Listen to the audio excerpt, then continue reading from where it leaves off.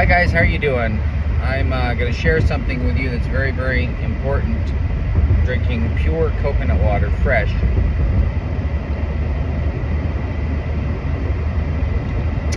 Very, very important points, facts that I need to point out.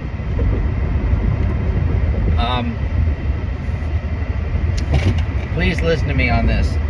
I know I've been listening to a lot of stuff online, YouTube, BitChute, Rumbler, whatever, all those different social media platforms, Twitter, Facebook, Instagram, and it's crazy. It's crazy what's going on. I mean, these fires, the floodings, all of these natural disasters, everything pushing at, pointing to climate change and the need to basically stop breathing.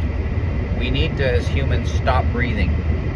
We need to get rid of the carbon dioxide, which is in the air and which actually the plants need to thrive and to grow.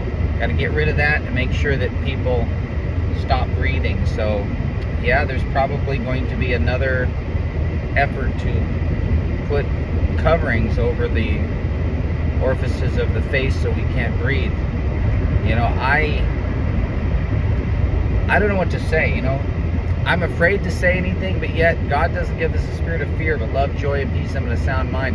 I'll tell you, I have a sound mind. Now, sure, I could be more intelligent, but, in the book of James, we read that God gives wisdom to those who ask for it, and He gives it to them generously, and I've asked for it, and I'm going to ask for it right now. Father in heaven, dear Jesus, my dear Creator, my loving, wonderful Savior, I love you so much. Please give me wisdom. Give me wisdom. I need it desperately. And I know that you've heard my prayer and you've answered it. So thank you so much, Jesus. Amen. We ask for wisdom. God gives it to us. I know that He's given me wisdom too. This life is like a juggling act. Really, there's all these little aspects of life that you juggle. You have to keep them in the air, keep them going in the right direction. And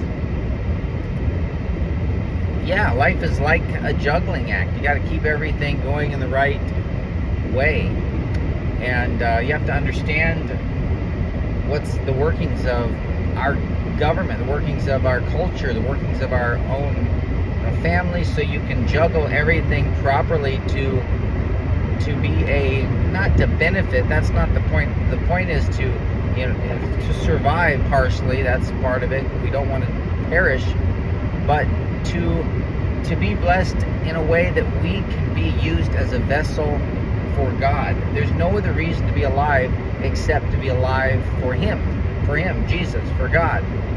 If we're alive for Him, then we're sharing the gospel. We're giving hope to people throughout the world, and that's what I want to do. So as we're cruising along here, I started thinking about all the people who are suffering from all of these disasters. And I just want to say right now, I'm going to put it at the beginning of this, I'm going to put it in the title. If you're hearing my voice right now, I don't have to go into all the details. I'm not a multi-millionaire. The people that give are the poor. The people that are rich don't give. So please, don't misunderstand this. But I have friends in high places. One, my best friend, is Jesus, and He's in a high place, I'll tell you, and He can provide for our needs, and He provides for my needs. And I have lacked in faith lately. I'm so sorry. I have stooped so low that I have actually even gone in to consider food stamps, trying to get food to eat. The Gleaners was providing food. Their president and CEO died. Now they've got new crew. I had someone who wanted to donate money to that organization, but because they suddenly were not kind to me after the death of their president, they changed their mind. And so we're looking for other resources and other places to get food. It's not for our family. So when I say our family, I'm talking about a large group of people throughout the world. So Butte County, if we go to the food banks there, or people donate food, it goes to people in Butte County, not around the world, for example. But But Wally he was excited about the opportunity to feed hungry children and hungry people all over. So there's nothing wrong with giving that food to hungry children who are starving in countries where they don't have food. There's nothing wrong with that, especially if that food in the next 2 days goes to pigs. I'm sorry, guys. I'm not a hater of pigs. I've never eaten, not only pork, I've never eaten meat in my life, but pigs, red raspberries, strawberries, pallets and pallets of them being fed to pigs because they could. Richard Muzell told me they didn't have enough staff and enough people coming in to take the strawberries, to take the food, to take all these vegetables. They just had an overabundant amount of foods that people were donating. These big industries like Rayleigh's or whatever, Pacific something. Big boxes of broccoli and cabbage. You know, we could do something with that. We could actually make sauerkraut out of the cabbage. There were huge boxes of cabbage, which I would love to make into sauerkraut and feed hungry people who are starving in different places in the world. We know how to ship stuff. We've shipped hundreds of boxes through our organization, probably over 350 between our friend Joyce and us, almost 400 boxes. I'm talking giant boxes, the size of 2 of them could fit in a car, the width of the car, so very big. I want to say something profound. I know that you're watching this video, you're thinking, who is this guy? Who is this quack? Who is this, is he a madman? I'm not. I want to challenge you. If you are someone who's been affected by one of the wildfires in Lahaina, Maui, in California, Washington, Canada, anywhere, or from something else, or from the flood, or whatever, please reach out to me, 808-404-2411. I don't even know if that phone's going to be turned on or working because I don't have enough money to keep it on. But what I do have is I do have a big heart, and I do have the willingness to provide you a place to sleep. I'll tell you what, I sleep somewhere at night, and if I sleep somewhere, you can have that place. How about that? You can have my place to sleep. Where will I sleep? I don't know yet, but that's not of my concern or your concern. The point I'm trying to make is that I don't ever want to be caught being a foolish virgin, not having oil in my lamp. I'll tell you, I talk to people all the time that I've known since I was a kid about Jesus and how good God is and how good God is to them and everyone else, and it goes on and on and on and on. And then I do this little test. I ask them, so-and-so needs to go this place. Can they come by and spend the night at your house? Every occasion I get a message back, no, we don't have enough space, we don't have enough room. And I want to say this in the next part of the statement to them. I'd like to say, but I don't, because that's kind of rude and obvious, and it seems like I'm being rude, and I'm not really being rude, but in case they hear this, then they'll know. But I just want to, I'm trying to witness to people, and I want to know where they're at, to know how I can better influence them to be like Jesus. And I think about that I could say, Jesus would like to visit you. He's in the area. Can he stop by and spend the night? Obviously, they're going to say yes, but, they know that it's a hypothetical. They know that Jesus isn't, but yes, he is.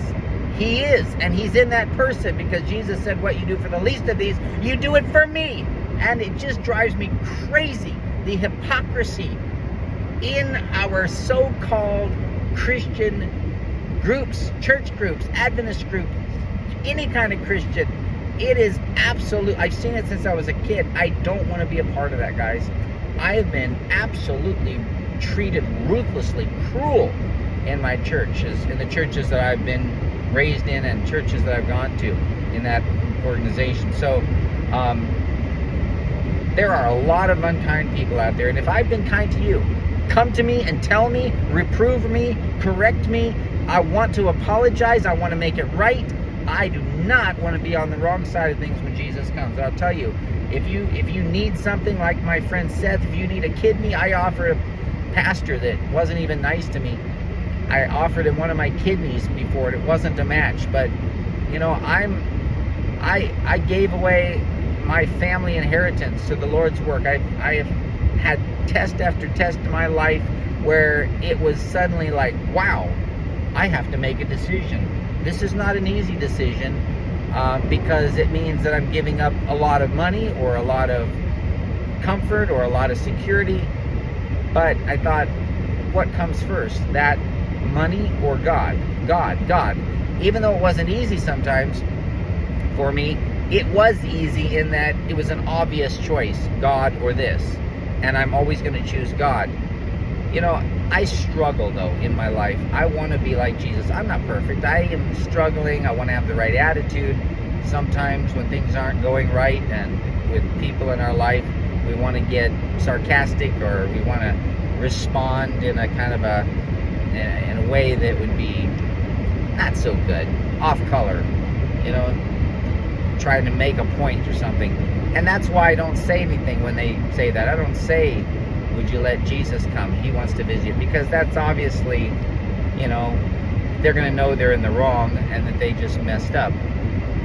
But I'm really trying to make a point here, guys, that if you need a place to stay, contact me, 808-404-2411. I want to help you. I want to give you some ideas. If you are down and out and need a place to stay, I want to give you an opportunity to have whatever I can offer, whatever I have. You know, you can eat my food, you can sleep in my bed.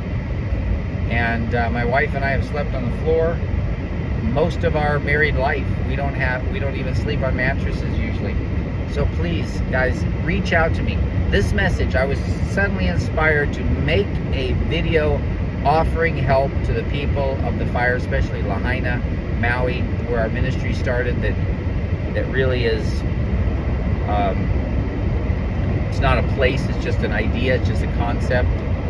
So we're in the process of, we want to find another 501c nonprofit, 501c3 to work with, or revitalize ours, but it was dissolved and we are no longer in the full swing because the market crash. We lost the building in 2008, and that was in Maui County. So, you know, the Kalapa House of Charity, it's still in my heart to do that.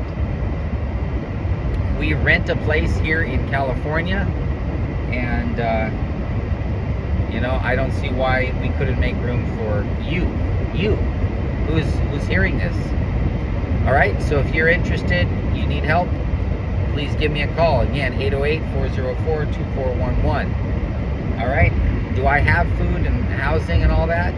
That's not the point. The point is, if you need it, call me and we will work together. We'll pray and see what we can come up with God's help. All right, God bless you. Take care. Bye-bye.